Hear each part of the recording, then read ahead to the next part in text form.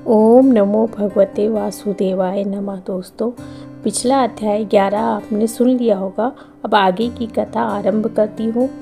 नारद जी बोले, जब भगवान शंकर चले गए तब हे प्रभु, उस बाला ने शोक कर क्या किया, सो मुझ विनीत को धर्म सिद्धि के लिए कहिए। श्री नारायण बोले, इसी प्रकार राजा युधिष्ठिर ने भगवान कृष्ण से पूछा था। सो भगवान ने राजा के प्रति जो कहा सो हम तुमसे कहते हैं, सुनो। श्री कृष्ण बोले, हे राजन, इस प्रकार जब शिवजी चल पड़े तब वह बाला प्रभावित हो गई और लंबे सांस लेती हुई बड़ी डरी और वह कुशोदरी अश्रुपात पूर्वक रोने लगी। हृदयांगनी से उठी हुई ज्वाला से उजलते हुए अंग वाली वह तपस्विनी कन्या वनाग्नि से जले हुए पत्ते वाली लता की तरह हो गई। दुख और ईर्ष्या को प्राप्त उस कन्या का बहुत समय व्यतीत हो गया। जिस प्रकार चूहे के बिल में घुसकर आक्रमण करके सर्प उसे वश में कर लेता है, इसी प्रकार उपयुक्त शोचनीय अवस्था को प्राप्त उस तपस्विनी बाला पर उस प्रभु काल ने आक्रमण कर उसे वश में कर लिया। वर्षा ऋतु में मेघ से घिरे हुए आकाश में बिजली चमककर जैसे नष्ट हो जाती है, उसी प्रकार तपस्या से जले हुए पाप वाली वह कन्या अपने आश्रम में मर गई। उसी समय धर्मिष्ठ यज्ञो सेन नामक राजा ने बड़ी सामग्रियों से युक्त उत्तम यज्ञ किया। उस यज्ञ कुंड से स्वर्ण के समान कांति वाली एक लड़की उत्पन्न हुई। वही कुमारी द्रुपद राज की कन्या के नाम से संसार में विख्यात हुई। पहले जो मेधावी ऋषि की कन्या थी वही सब लोकों में द्रौपदी नाम से प्रसिद्ध हुई।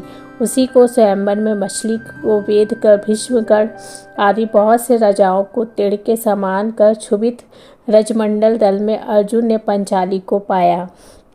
हे मुने, वही द्रौपदी दुष्ट दुशासन द्वारा बाल पकड़ के खींची गई और उसे हृदय विदीर्ण करने वाले वचन सुनाए गए। पुरुषोत्तम की अवहेलना करने के कारण मैंने भी उसकी उपेक्षा की।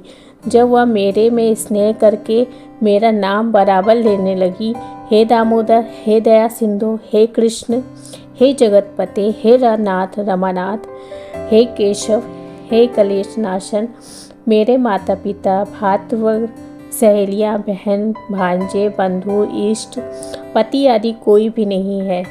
ऋषिकेश, मेरे तो आप हैं सब कुछ। हे गोविंद, हे गोपिका नाथ, दीन बंधु दयानिधे, दुशासन के आक्रमण की गई मुझ क्या आप नहीं जानते? यद्यपि पहली पुकार में मैंने उसकी ओर ध्यान नहीं दिया था, पर जब दुशासन ने पराभूत होकर उसने मेरा पुनः स्मरण किया तब गरुड़ पर चढ़ शीघ्र वहां पहुंचकर मैंने ही राजन उसे बहुत से वस्तुओं से परिपूर्ण कर दिया।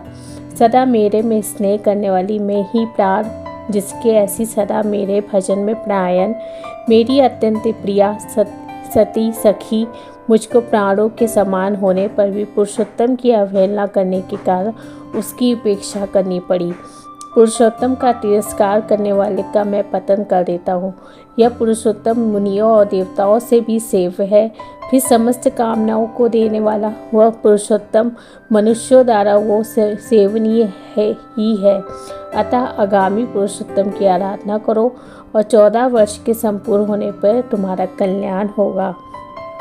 हे पांडुनंदन, जिन पुरुषों ने द्रौपदी के बाल को खींचते हुए देखा, हे महाराज, उनकी स्त्रियों की अलकों को मैं क्रोध से काटूंगा।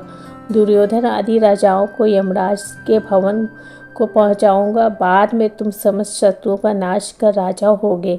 न मेरे को लक्ष्मी प्रिय, न मेरे को बलभद्र जी प्रिय, न वैसे ही मेरे को देवी देवकी, न प्रद्युम्न, न सात्विक प्रिय। जैसे मेरे को परम भक्त प्रिय है वैसा कोई प्रिय नहीं। जिसने मेरे भक्तों को पीड़ित किया उसमें सदा पीड़ित रहता है।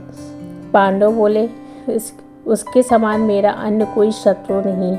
उसके अपराध का फल देने वाला यमराज है, क्योंकि वह दुष्ट दंड देने के लिए भी मेरे से देखने के योग्य नहीं है।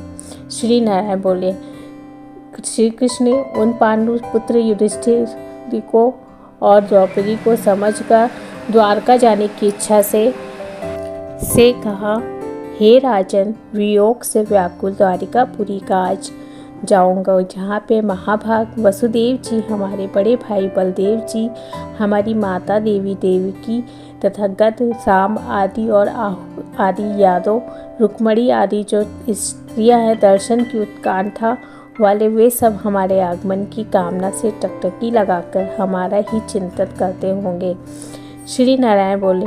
इस प्रकार कहते हुए देवेश श्री कृष्ण के गमन को जान के पांडुपुत्र किस प्रकार गदगद कंठ से बोले, जिस प्रकार जल में रहने वालों का जीवन जल है, उसी तरह हम लोगों के जीवन में तो आप ही हैं। हे जनार्दन, थोड़े ही दिन बाद फिर दर्शन हो, पांडवों के नाथ हरि हैं तथा तीनों लोकों में दूसरा कोई नहीं है। इस प्रकार सामने ही सब लोग कहते हैं, अतः हम लोगों की हमेशा रक्षा करें।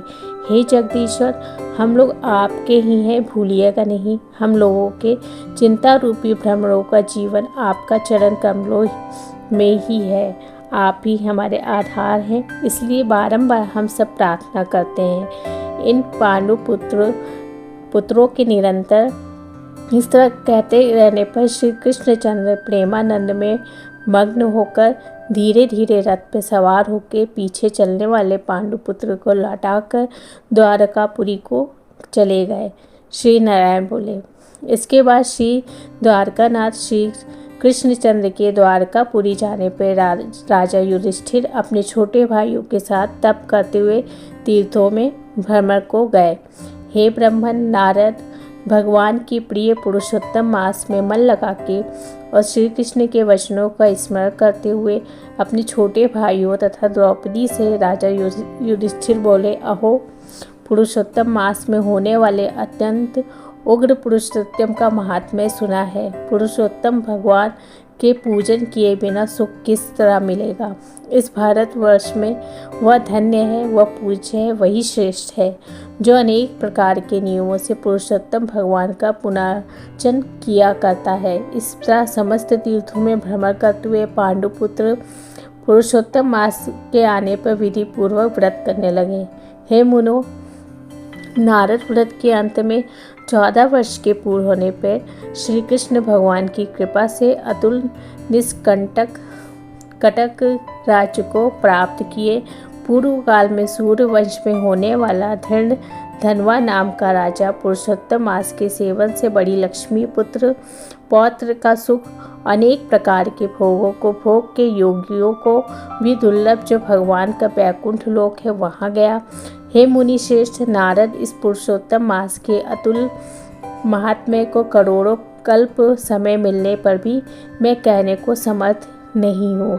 सूत जी बोले, हे विप्र लोग, पुरुषोत्तम मास का महात्म्य कृष्ण देवप्यन से मैंने सुना, तथापि कहने से को मैं समर्थ नहीं हूँ। इस पुरुषोत्तम मास के अखिल महात्म्य को स्वयं नारायण जानते हैं, यह साक्षात वैकुंठवासी हरि भगवान जानते हैं। परंतु ब्रह्मादि देवताओं से नमस्कार किए जाने वाले चरण पीठ, जिनके ऐसे गोलोकनाथ श्री कृष्ण चंद्र भी अपनाए हुए पुरुषोत्तम मास का संपूर्ण महात्म्य नहीं जानते हैं, तो मनुष्य कहाँ से जान सकता है। दोस्तों, ये था अध्याय 12। अगर मेरा वीडियो पसंद आए तो लाइक शेयर सब्सक्राइब कर लीजिए, बने रहिएगा। अगले वीडियो में आपके साथ उपस्थित होंगी नेक्स्ट अध्याय के साथ। तब तक के लिए धन्यवाद।